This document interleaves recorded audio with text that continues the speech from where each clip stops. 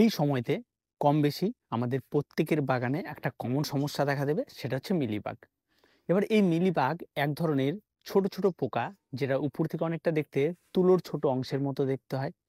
এই পোকাগুলি সাধারণত গাছের কচি ডগা, পাতা এবং পাতার নিচের দিকের অংশে এরা থাকে। এরা গাছ থেকে মূলত খাদ্য রস শোষণ করে এরা বেঁচে থাকে। আর এই মিলিবাগ যখন কোনো গাছে অ্যাট্রাক্টেড হয়, তার বেশ কিছুদিন পর থেকে দেখা যায় গাছগুলি আস্তে আস্তে ঝিমিয়ে যেতে শুরু করে। তারপর আস্তে আস্তে আস্তে আস্তে গাছের যে ডালগুলিতে অ্যাট্রাক্টেড হয় সেই ডালগুলি পচতে শুরু করে, এবং ফলস্বরূপ সর্বশেষ যদি কোনো পরিণতি হয় সেটা গাছের মৃত্যু পর্যন্ত ঘটতে পারে। এখন এই মিলিবাগ হওয়ারও বেশগুলি কারণগুলি রয়েছে। যদি আপনি সঠিক কারণগুলিই না জানেন, তাহলে মিলিবাগ দূর করাটা অত্যন্ত কঠিন হয়ে যাবে আপনার পক্ষে। তো চলুন আজকে আমরা সবার প্রথমে যে বিষয়টা জানি সেটা হচ্ছে মিলিবাগ কেন হয়ে থাকে। তার প্রথম কারণ, এক নম্বর যে কারণটি রয়েছে সেটা হচ্ছে নতুন গাছ সংগ্রহ। আমরা যখন কোনো নতুন গাছ নার্সারি থেকে ক্রয় করে আমাদের ছাদ বাগানে নিয়ে আসি, ঠিক সেই সময়ই মিলিবাগের আক্রমণটা ঘটে। এবং এই নার্সারি থেকে যখন নতুন গাছ আসে আপনার ছাদ বাগানে, তখন এই গাছের সঙ্গে চলে আসে মিলিবাগের ডিম। একটা মিলিবাগ পার ডে কমপক্ষে 200 থেকে 300 ডিম পাড়ে। আর এদের বংশবিস্তার এতটাই ফাস্ট যে খুব তাড়াতাড়ি তারা ছড়িয়ে পড়ে। আর সেই সমস্ত নতুন গাছ থেকেই আস্তে আস্তে আস্তে আস্তে সেই গাছগুলি থেকেই জন্ম নেয় মিলিবাগের। মিলিবাগ জন্মানোর প্রথম লক্ষণ যদি আপনি ভালো করে খেয়াল করেন, তাহলে দেখবেন গাছের পাতার এক ধরনের ব্ল্যাক স্পট সবার প্রথমে তৈরি করে। তারপরে সেখান থেকে আস্তে আস্তে আস্তে আস্তে সাদা হুলের মতো আপনি দেখতে পাবেন। তারপরে দেখবেন আস্তে আস্তে আস্তে আস্তে সেই যে একটা বড় সাদা অংশ যখন পরিণত হবে, তখন আপনি বুঝতে পারবেন যে মিলিবাগ হয়েছে। তাই যখনই নতুন গাছ আপনি সংরক্ষণ করে বা সংগ্রহ করে আপনি নার্সারি থেকে ক্রয় করে এনেছেন, সেই গাছটিকে আপনার ছাদ বাগানে থাকা অন্যান্য গাছ থেকে একটু আলাদা রাখুন, কারণ সেখান থেকে কিন্তু প্রথম সবার প্রথমে কিন্তু মিলিবাগ ছড়ায়।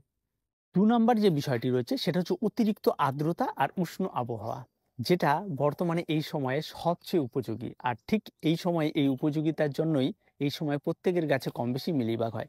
মিলিবাগের আক্রমণ সবচেয়ে বেশি যদি কোনো গাছ নষ্ট হয়ে থাকে, সেটা হচ্ছে জবা গাছ।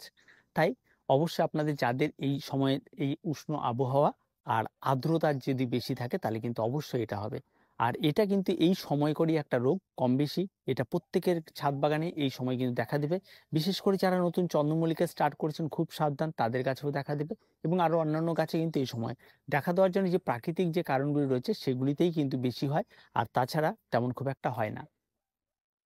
৩ নাম্বার যে কারণটি রয়েছে সেটা হচ্ছে মিলিবাগ এক গাছ থেকে আরেক গাছে ছড়িয়ে পড়া। মিলিবাগ তো ডিম পাড়ে, সে ডিম তো আর এক গাছ থেকে আরেক গাছে নিয়ে যায় না। সেই মিলিবাগকে এক গাছ থেকে আরেক গাছে ছড়িয়ে দেওয়ার যে মাস্টার মাইন্ড থাকে সেটা হচ্ছে পিঁপড়ে। এই পিঁপড়েগুলি মিলিবাগের শরীরে থাকা এক ধরনের রস থাকে যে গাছ থেকে শোষণ করে, সেগুলো অনেকটা মিষ্টি হয় খেতে।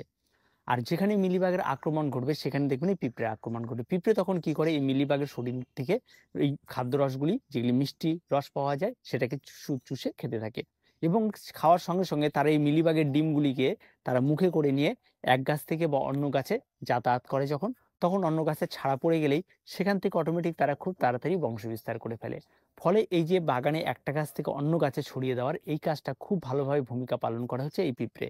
আর যখনই আপনি দেখবেন যে আপনার ছাদ বাগানে গাছের মধ্যে পিঁপড়ে আনাগোনা হয়েছে, একদম 100% কনফার্ম থাকবেন আপনার গাছে মিলিবাগ কনফার্ম হয়ে গেছে।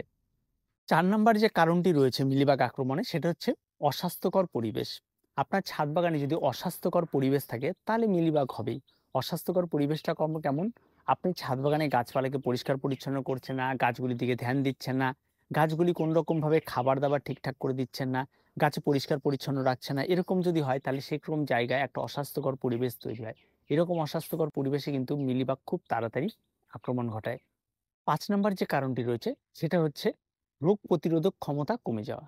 গাছে যখনই রোগ প্রতিরোধক ক্ষমতা কমে যায়, এই ধরুন আপনি গাছে ঠিকঠাক খাবার দিচ্ছেন না, গাছে ঠিকঠাক করে জল দিচ্ছেন না, ঠিক আছে, গাছের গ্রোথ ঠিকঠাক নেই, এরকম যদি কোনো দুর্বল গাছ, যে সমস্ত গাছগুলি ইমিউনিটি পাওয়ার কম থাকে, সেই সমস্ত গাছগুলি অস্বাস্থ্যকর যদি তৈরি হয়, তাহলে অবশ্যই খুব তাড়াতাড়ি সেই সমস্ত গাছে মিলিবাগের অ্যাট্রাক্টেড ঘটে। কারণ মিলিবাগ যখনই তাদেরকে অ্যাট্রাক্টেড করে, তখন খুব তাড়াতাড়ি তাদের থেকে খাদ্যরস শোষণ করে গাছগুলি আরও দুর্বল হয়ে পড়ে, ফলস্বরূপ গাছের মৃত্যু ঘটে। তাই সবসময়ের জন্য মিলিবাগ থেকে বাঁচতে হলে আপনাকে যেটা সবার প্রথম কাজ করতে হবে সেটা হচ্ছে গাছের খাবারটা এবং গাছের পরিচর্যাটা ঠিকঠাক করে আপনাকে করতে হবে। মনিটরিং সবার প্রথমে আপনাকে করতে হবে। এবার এ থেকে নিস্তার পাওয়ার আমাদের প্রথম কাজ কি? সবার প্রথম খেয়াল রাখতে হবে যে আমাদের যখনই কাঠে প্রথম অবস্থায় অ্যাট্রাক্টেড হয়েছে, তখন সেগুলিকে একটা পরিষ্কার জল দিয়ে ধুয়ে ফেলে দেওয়া, বা যদি সাবান জল থাকে সাবান জল দিয়ে পরিষ্কার করে দেওয়া, বা যদি আপনার কাছে নিম তেল থাকে তাহলে 1 লিটার জলে 2 ml নিম তেল আর একটু হ্যান্ড ওয়াশ বা বাসন মাজা ভীম জেল এরকম বাসন মাজা দিলেও হবে, একটু কড়া ক্ষারীয় কিছু একটা এর মধ্যে দিয়ে সেটাকে গুলে নিয়ে আপনি যদি স্প্রে করেন সেটা সম্পূর্ণ জৈবভাবেও এটা দূর হয়। কিন্তু এটা কিন্তু ফার্স্ট স্টেজে যখন ধরে তখনই কিন্তু এটাকে করতে হবে। যদি মাত্রাটা ম্যাক্সিমাম হয়ে যায় যে পুরো সাদা হয়ে একদম ছেয়ে গেছে, তখন কিন্তু আপনার এই সমস্ত হ্যান্ড ওয়াশ বা জৈব কোনো কিছু সহজে কাজ করবে না। সেই সময় আপনার লাগবে রাসায়নিক। এবার এই রাসায়নিক কীটনাশকের মধ্যে যেটা রয়েছে সেটা হচ্ছে ইমিডাক্লোপিড গ্রুপের যে কোনো কীটনাশক আপনি এখানে ব্যবহার করতে পারেন। এটা মোটামুটিভাবে এক ধরনের পোকানাশক যেটা গাছের পাতায় স্প্রে করা হয় এবং গাছ সেটাকে শোষণ করে। যখন গাছের খাদ্যরসের সঙ্গে এটা মিশে যায়, যখন এই পোকাগুলি খাদ্যরস শোষণ করে সেটা খুব তাড়াতাড়ি তারা মারা যায় এবং এটা ভীষণ রকমভাবে কার্যকরী এই ইমিডাক্লোপিড গ্রুপের এই সমস্ত কীটনাশকগুলি। তবে এই কীটনাশকগুলি অবশ্যই ক্রয় করার জন্য আপনাকে বাজার থেকে যখনই ক্রয় করবেন বিভিন্ন কোম্পানির পাওয়া যায়, কিন্তু একটা জিনিস আপনাকে সবসময় মাথায় রাখতে হবে 1 লিটার জলে কতটা গোলাতে হবে সেটা অবশ্যই আপনাকে শুনে নিতে হবে। তা নাহলে যদি এই মাত্রা যদি কম বা বেশি হয়ে যায় গাছের পাতা কিন্তু যে কোনো মুহূর্তে ঝলসে যেতে পারে। আর অবশ্যই এটা যখনই আপনি স্প্রে করবেন গাছে, দুটো জিনিস খেয়াল রাখবেন। একটা হচ্ছে সূর্য ওঠার আগে স্প্রে করুন বা সূর্য ডোবার পরে স্প্রে করুন। এই দুটো জিনিস খেয়াল রাখবেন। কড়া রোদে স্প্রে না করাই ভালো। কারণ সাধারণত ইনডোর প্ল্যান্ট বা আউটডোর প্ল্যান্ট যেগুলি থাকে সেগুলি খুব নরম প্রকৃতির গাছ হয়ে থাকে। এগুলিতে এই সমস্ত স্প্রেগুলি যদি কড়া রোদে করা যায় তাহলে রিঅ্যাকশন হয়ে যেতে পারে মাত্রা কম বা বেশিতে। তাই অবশ্যই একটু সাবধানতার সঙ্গে করতে হবে। তার সঙ্গে, সঙ্গে এগুলি খুব পাওয়ারফুল ওষুধ হয়ে থাকে। তাই আপনাকে আরেকটা সাবধানতা অবলম্বন করতে হবে। আপনার বাড়িতে পোষ্য বা বাচ্চা থাকলে তাদের থেকে খুব সাবধানে কিন্তু আপনাকে এটা করতে হবে। এই স্প্রেটা ১ম এ ১ দিন করবেন, ১ দিন করার পর আপনি ওয়েট করবেন ৩ দিন, ৩ দিন পর আরেকবার করবেন স্প্রেটা। তারপরে আবার আপনি একদম ৭ দিন পর আরেকবার স্প্রে করবেন। ঠিক আছে? তাই আপনি এই ১০ দিনের মাথায় মোট ৩ বার স্প্রে করবেন। তাহলেই দেখবেন আপনার গাছ থেকে সম্পূর্ণভাবে নির্মূল হয়ে যাবে। আর পরবর্তীতে যখনই ফার্স্ট স্টেজে ধরা পড়বে তখন আপনি ১ম অবস্থাতেই কিন্তু এটাকে দূর করার চেষ্টা করবেন। আর এটা খুব ভয়ংকর একটা জিনিস। যাদের গাছে একবার ধরেছে তাদের অভিজ্ঞতা একবার শুনে দেখবেন যে কতটা ভয়ংকর। তাই ১ম অবস্থাতেই গাছকে খুব ভালো করে মনিটরিং করবেন। যখন মনিটরিং করবেন তখন সবসময় গাছের উপরের দিকে দেখলে আপনি কোনোদিনই মিলিবাগ আপনার চোখে পড়বে না। মিলিবাগকে দেখতে হলে গাছের নিচের দিকে দেখতে হবে। পাতার উল্টে আপনাকে দেখতে হবে। সবসময়ের জন্য দেখবেন যে এরা পাতার উল্টো দিকে থাকে। আর বিশেষ করে এরা নতুন চারা গাছ এই সমস্ত গাছে বেশি অ্যাট্রাক্টেড হয়ে থাকে, বড় গাছের তুলনায় কম।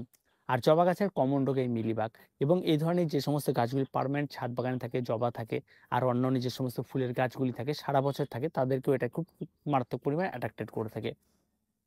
তাই মোটামুটিভাবে আপনাদেরকে সমস্ত বিষয়গুলি জানানো হলো। এরপরেও যদি আপনাদের কোনো রকমভাবে কোনো সমস্যা তৈরি হয়, তারপরে যদি দূর করতে না পারেন তাহলে অবশ্যই আমাদের কমেন্ট বক্সে কমেন্ট করবেন। আমরা তার প্রতি উত্তর দেওয়ার চেষ্টা করব। আর যদি দেখা যায় সেটা অনেক গুরুতর বিষয় তাহলে অবশ্যই আমরা তার উপরে ভিডিও করার চেষ্টা করব। তো আজকে এ পর্যন্তই, দেখা হচ্ছে পরবর্তী ভিডিওতে। প্রত্যেকে ভালো থাকবেন, প্রত্যেকে সুস্থ থাকবেন আর চ্যানেলটিকে অবশ্যই সাবস্ক্রাইব করে রাখবেন।